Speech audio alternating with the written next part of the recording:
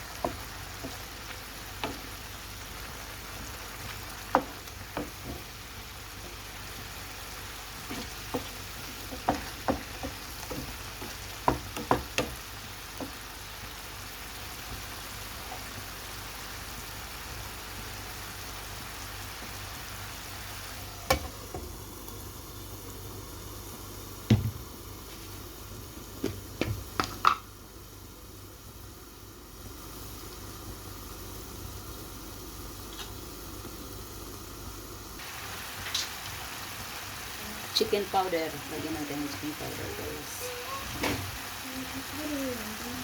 Yan ang pampalasa natin guys. Chicken powder. Lagyan natin ng apple cider. Kunti lang.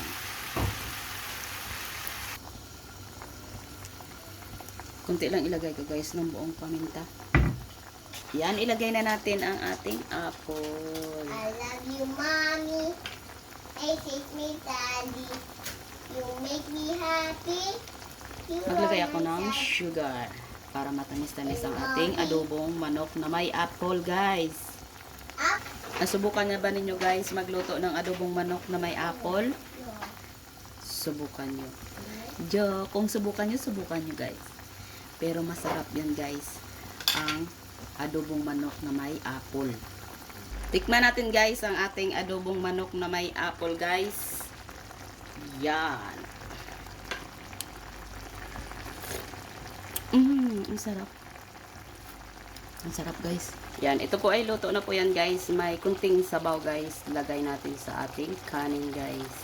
Ito na po ang ating adobong manok na may apple guys. Ang sarap. Sarap-sarap guys. Ang ating ulam ay adobong manok na may apple.